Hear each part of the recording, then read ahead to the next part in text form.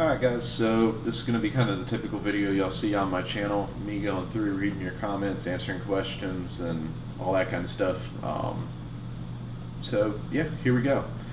So let's see, most recent comment I've gotten, Jason Roberts, what was the pay like in orientation, during training, and once you get your CDL and begin your journey to 50,000 miles? Pay during orientation, I don't think I actually got paid during orientation. During driver training, during the PSD phase, you make $200 a week. You don't actually make the $200 a week because any of that you spend, you end up having to pay back to Prime out of your paychecks during the PSD phase. And if you use all of it, you pay it back at $25 a week, if I remember correctly. It's been over 2 years since I did that, but I believe you pay it back at $25 a week until you've fully paid it back. But that $200 is actually a loan. Didn't realize that until I got there and was using it. And I found out that it was a loan, not actual pay. And then when you go into the TNT phase, your pay is $700 a week, or it's like 12 or 14 cents a mile, but that counts your miles and your trainer's miles. So if you drive less than 5,000 miles a week, you'll make your $700. If you drive more than 5,000 miles a week, you will make whatever over that $700. And your trainer is actually pulling it out of your trainer's paycheck, if I remember correctly, when they're paying you. Or at least they were with the lease side. They may have changed that by now, but so yeah, you do your, they say 10,000 miles during PSD. I don't think I actually drove 10,000 miles during PSD, especially because I was in a company truck and you could only drive the 11 hours a day, work 14 hours a day, drive 11, because you and your trainer both have to be on duty at the same time, versus TNT where one of y'all's asleep while the other one's driving, so the truck runs 24 hours a day. Very rarely actually gets parked at a truck stop unless you're taking a shower or something. But yeah, so that's the pay during that, and then once you get your CDL, or TNT is 30, yeah, it was 30,000 miles if you came in without a license, 40,000 if you came in with a license and no actual experience. Because if you come in with a license and no actual experience, you could skip the PSD phase and go straight into TNT, which is why they say that PSD is 10,000 miles, because they're tacking on an extra 10,000 miles to those who are coming in without a license, or with a license and no experience. But then after you get your truck, it will be, if you go lease, it is, mine was 72%. And then I don't remember what the other ones were, 70 or 71 or what percentage they were, but you get a percentage of whatever Prime says that they're getting paid for that load. So you get, in my case it was 72% because I was flatbed. And then if you go company, it's 40 some odd cents a mile, and that's dispatched miles. It's not actual hub miles. It is, oh, what the heck is it, zip code to zip code, whatever I forgot what the official term for that was, but you may actually drive less miles than that and you get paid for more, or you may actually drive a few extra miles and get paid for less. I forgot exactly what it's called, but you're not actually getting paid hub miles. So you're not getting paid the actual amount of miles that you drove, but you're getting paid 40 some odd cents for however many miles Prime says that it is. Dominic Huff. Prime really sounds like a rip-off company. Lease operators also pay for the reefer fuel as well. If I remember correctly, yes, they do pay for it. I believe the first tank, you're supposed to get the trailer. If it's not full, Prime will pay for the first tank of reefer fuel, but every tank after that you have to pay for.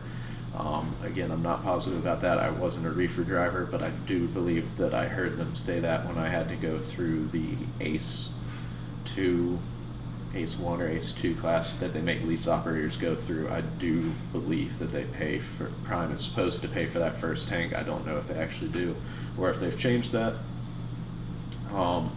Do I feel Prime was a rip-off company?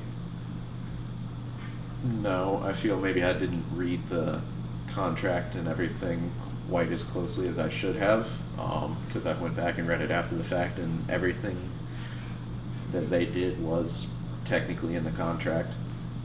So they did what they said they were going to do on a legal document. But I feel I got a great experience there. Honestly, I did not make very much money, but I got the experience that got me to where I am today, and I'm in a very great place today. I'm very happy with where I'm at now. Bradley Hightower, you just think you're getting 72% of the broker line haul. What you don't see is what the broker pays the company. Broker could pay the company, say, $15,000. That would be a heck of a load right there. Company gonna then only show you the pay. Pay says $2,100, and that's what you get 72% of. I guess that's technically true if Prime's not acting as the broker. If they're getting an outside broker to do it, they're going to show you, I guess they could show you whatever because you have no way to verify it. I don't think that's what they're doing. I never would accuse them of doing that. I'm sure there are maybe some companies out there that do that. I think Prime's a pretty reputable company. I mean, they've been around for a long time. They're massive. So I don't think that they could get away with doing that, but I don't know. I guess theoretically that could be happening, but yes, you get 72% of whatever Prime tells you they are getting paid by whoever is commissioning them for that load. I got 72% of that. James Paul, you don't make more, you work more, so it seems like more. I worked for Prime for a long time as a company driver, trainer, instructor, and that was awesome. Prime is awesome no matter company or lease. I left to be home every night as a local fuel hauler. Welcome to the home daily crowd. I do love being home daily. P.S. Anyone that signs a lease is taking a huge chance for very small odds that it will be beneficial. Okay, so I do know that there was a lot of drivers that have been with Prime for a very long time and were making a lot of money. My second trainer was Lease, but I know he was making quite a bit of money. He was making a very nice living working for Prime. He now has his own truck and is driving for another company. I was actually just talking to him a few weeks ago, right after I had injured my shoulder. I was chatting with him through Facebook Messenger, but I know he's doing great. But yeah, in my experience, no, as a lease driver, I did not make more than a company driver, and yeah, I probably ran around like more of a crazy person than a company driver, just trying to make sure that I could cover the expenses of driving the truck. So when I went through like my Prime, my video, Prime Flatbed Lease Income versus Expenses video, you could see where it said I made $100,000, but when I got to the bottom line, I'd actually, after expenses, before taxes, I'd only made $20,000. So yeah, if you just look at the top part of your paycheck, it looks like you are making bank, and then you get all the way down to like page 9 and you realize, yeah, not so much, because you're responsible for fuel, truck payment, part of the whatever Prime's charging you for the insurance, your APU payment, any maintenance that's not covered as a warranty repair. And then the one time I did have the truck go down for a warranty repair, I had to pay for a hotel for a week, and then I got my the truck down weekly payment, which was like $400 or $500, which barely covered my hotel expenses for that week, and I didn't make any money and still had to make my truck payment.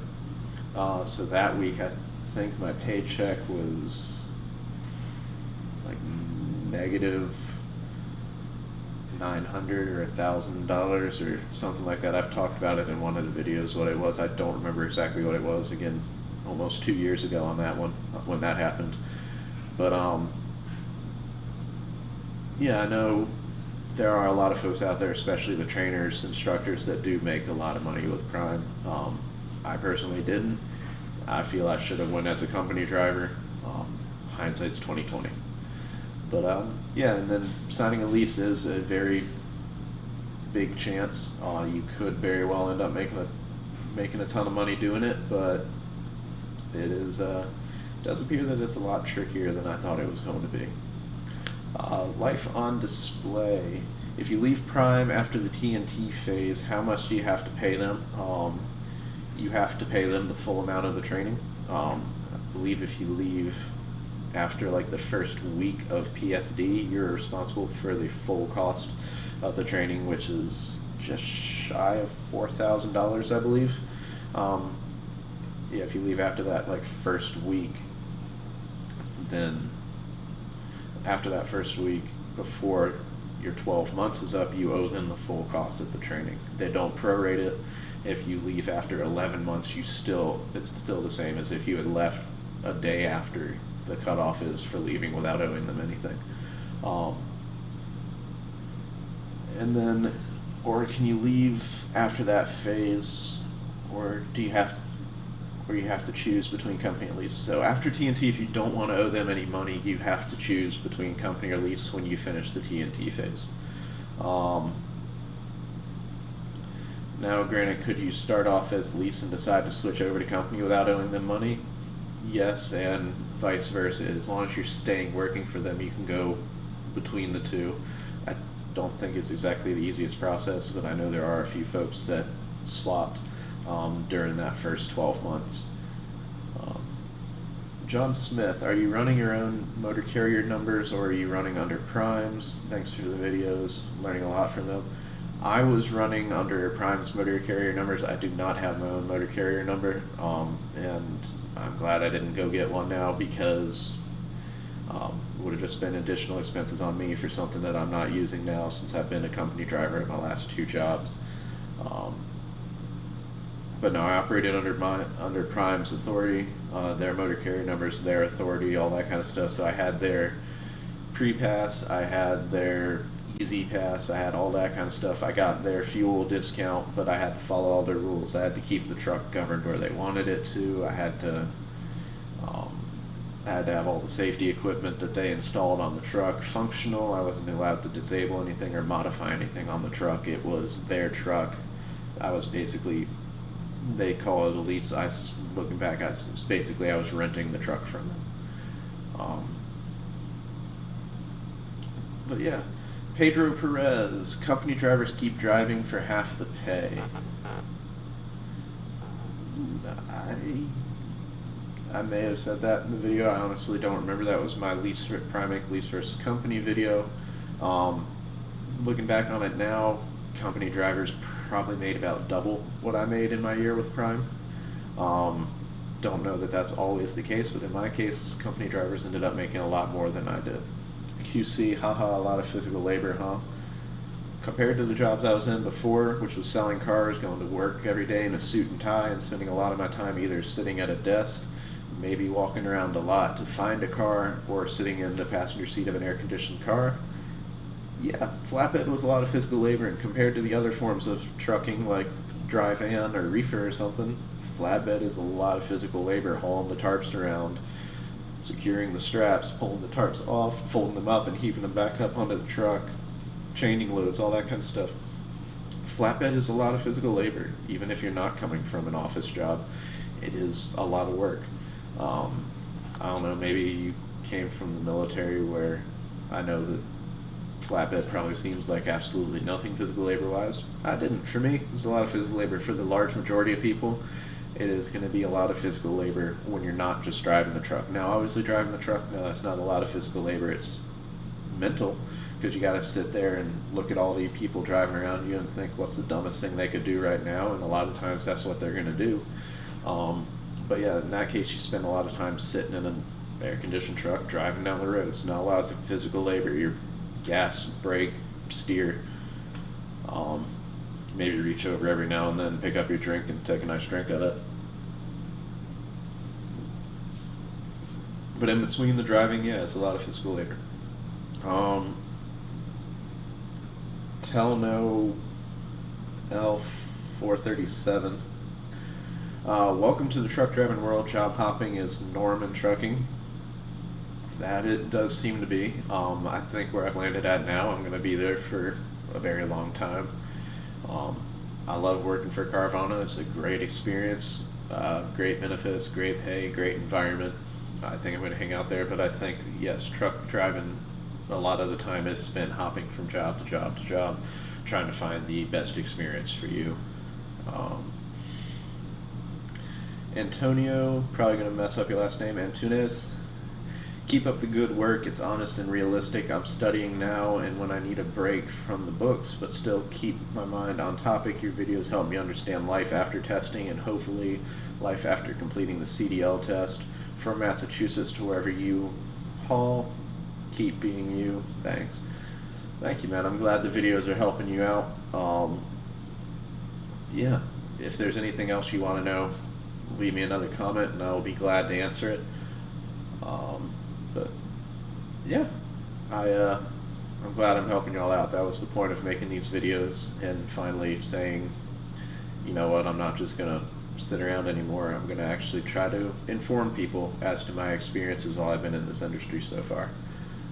Black Diamond 1333, when you said Nico, I laughed. I work at Prime and have a black lab named Nico as well. That's awesome. But yeah, Nico is back there. I don't know if y'all can see him, but he's back there cleaning himself, sitting on the pile of blankets on the chair. But yeah, tell Nico the black lab I said hi. Molarois Morai, sorry I probably murdered that, cool on my Lease versus Company video. Cat Down the Road has several comments in a row. Carvana is much respected in my world. Amen, sir. Best things in life for friends and family. Brother, I'm a few miles from Winder, Georgia to share the blessings, sir. And my brother, yes, yes, I'm here with you watching, learning, so yes, yes. Awesome, man. Well, thank you for watching. Yeah, you're not very far from me at all. And yeah, friends, family, everything, now that I'm back, is definitely the most important thing in life. I'm glad to be home every day and getting to be around them and have them in my life again and not being disappeared or not being vanished from their life anymore. And wow, these are from like 3 months ago. And then, what do you think, Puggy Pugs? I don't remember if I responded to this one before. I may have, I may not have. I know I've responded to the ones after this, but what do you think is the best route for rookies?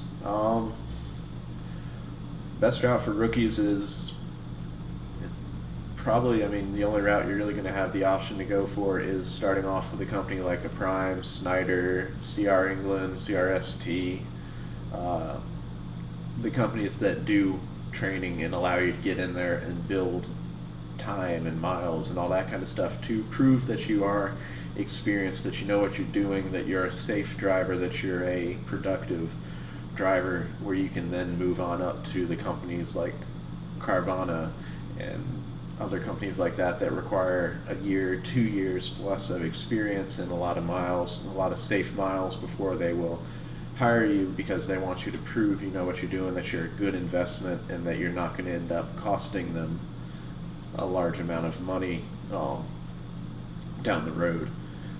So the best route is one of the only ones you have, unless you can find a company that just really likes you and decides to give you a shot, is you're probably going to have to start off with a company that may not pay that well, but will build up the experience and get you in, get your foot in the door with another company down the road that will pay very well, have great benefits, have a better schedule, and all that kind of stuff. But yeah, so that is all the comments that I've gotten, I believe, since the last time I put out a video. If y'all have any comments, questions, any of that kind of stuff, please let me know. As always, I'll be happy to answer them, and always going to answer them to the best of my ability, honestly, because that's what I made this channel for, is to give y'all an honest insight into what it is to work in this industry. It is a great industry, as I've always said. It's one of those industries where once you have a CDL, even if you get out of it, you will always probably be able to come back into it with minimal training or difficulty, because there is such a massive shortage of truck drivers. So that shortage is going down, which means that the pay should be going up, I mean, I'm salary now, so I really don't know whether or not rates are getting any better. They seem to be getting a little bit higher on the back of some of the trucks I see driving down the road, the starting rates and stuff. But because of the shortage, you will always be able to find a job because you are always going to have a skill that is highly in demand in this industry, because the amount of freight is not going down, but the amount of people who are willing to do this type of work, that amount of people is decreasing, because unfortunately a lot of folks in my generation and the generation right behind me are not willing to get out there and do what they need to do to work in the trucking industry, even though it can be a very profitable industry to work in. But yeah, until next time, again, thank you all for getting me up to 1,000 subscribers. We're actually at 1,072, so we're almost at 1,100, so I know I'm very late on that. But thank you all for getting me there. I hope that these videos continue to help you all out, and I will see you next time.